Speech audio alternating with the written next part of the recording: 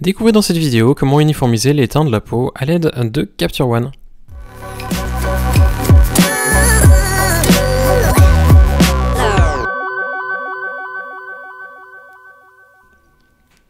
Salut à tous, je m'appelle Quentin Descaillets. Vous pouvez retrouver mon travail sur quentindescaillets.com ou sur facebook.com/quentindescaillets. Aujourd'hui, je vais vous montrer quelque chose d'un petit peu différent. On va pas travailler dans Photoshop, mais dans Capture One, le programme que j'emploie le plus souvent pour développer mes fichiers RAW.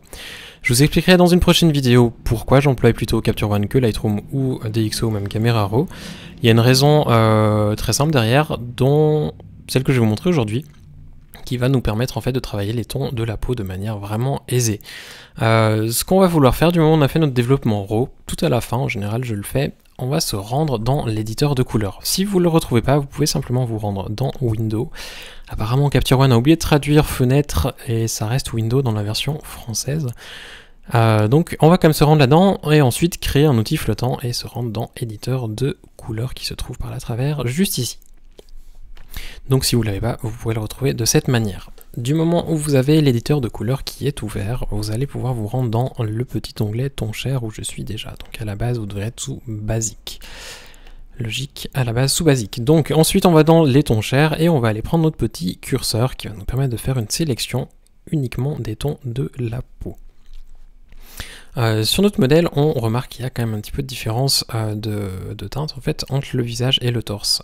Voir comme ça, le torse a l'air pas trop mal, le visage très rouge, et on va voir qu'après correction, en fait, le torse était un petit peu vert et le visage plus ou moins correct.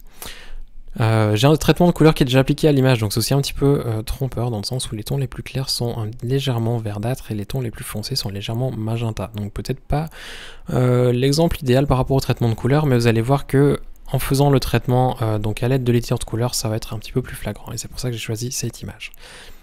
La sélection, je vais la faire sur une zone en général de ton moyen, donc ça veut dire pas quelque chose qui se trouve dans le haut de l'histogramme, donc pas cette zone là par exemple, ni dans une partie basse de l'histogramme, donc pas ça non plus. Je vais venir là sur cette zone ici, au bas sur la pommette, ça m'a l'air plus ou moins correct. En cliquant, on voit que ça nous fait déjà une sélection qu'on peut ajuster soit en recliquant ailleurs, ça marche tout seul, soit sinon on peut l'ajuster à l'aide des petits points. Donc on peut diminuer la plage de sélection, on peut les tirer vers les zones les plus colorées, les plus saturées, et on peut aussi la bouger de cette manière. Je vais reprendre donc avec l'outil ce qui est un petit peu plus correct en général. Pour aussi affiner un petit peu plus cette sélection, on peut même bouger notre premier slider qui est la douceur. La douceur, en fait, ce que ça nous permet de faire, c'est de augmenter cette petite zone de dégradé qu'on voit au bord de la sélection. Si je tire la douceur à gauche, on voit que tout de suite ça devient beaucoup plus dur, la séparation est vraiment très nette et ça peut avoir son utilité. Sur une autre image ici, pas forcément parce qu'on voit que la bouche par exemple est vraiment beaucoup plus rouge, donc sans avoir cette zone là sélectionnée, c'est pas forcément un problème. La partie de la veste, c'est pas du tout dans les mêmes teintes, donc pareil, ça va pas être gênant. Par contre, si on avait une veste ou un t-shirt qui devait être dans des tons très proches de la peau, ça pourrait être pratique éventuellement de faire une sélection sur la douceur un petit peu plus dure, voire même d'employer l'outil qui se trouve ici pour dessiner un masque et ensuite d'employer l'éditeur de couleurs sous le petit outil pinceau. Comme ça on peut faire appliquer le réglage uniquement sur la zone qu'on sélectionne de notre image. Pour cette image là, pas besoin de s'amuser avec tout ça, on va simplement régler notre douceur autour entre 20 et 25, ça va suffire amplement. Et ensuite on va jouer avec les autres sliders. Je vais commencer par la fin parce que c'est celui qui va nous intéresser le plus, c'est le slider uniformité.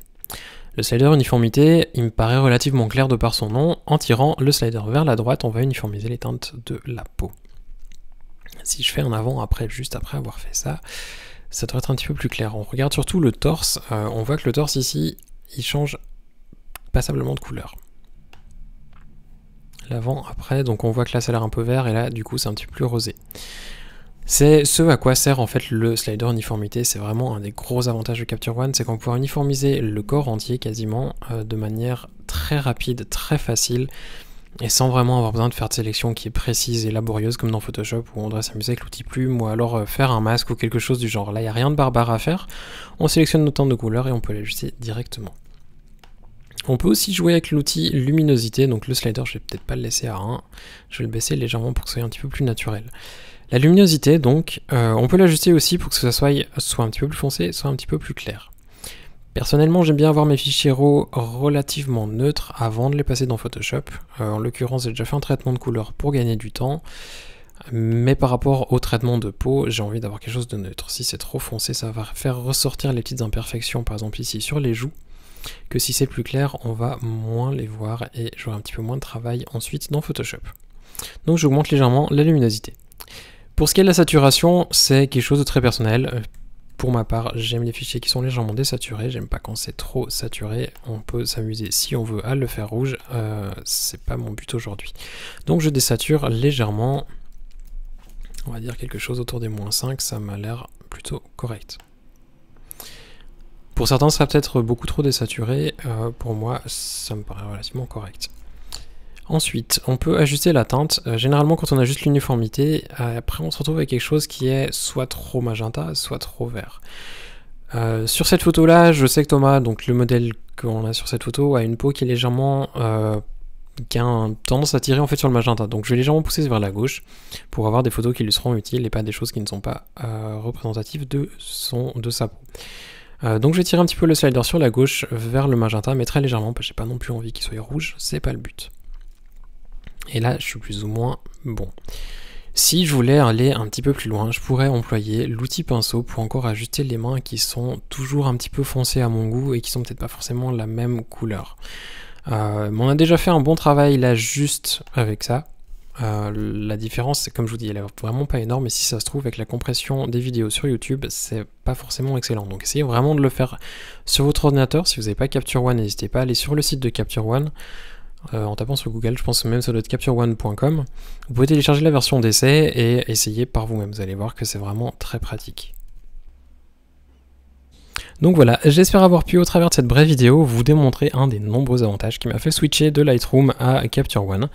Dans les prochaines vidéos, je vous montrerai d'autres des avantages que Capture One peut vous offrir et pourquoi moi je l'emploie, quelles sont les raisons en fait qui me permettent de gagner du temps dans mes retouches au niveau de Photoshop. Mais en attendant, n'hésitez pas à me laisser un petit commentaire si vous avez des questions ou même des propositions pour des prochaines vidéos. Inscrivez-vous aussi à la chaîne pour voir quand les prochaines vidéos sortiront. Et puis, passez un bon week-end. À bientôt.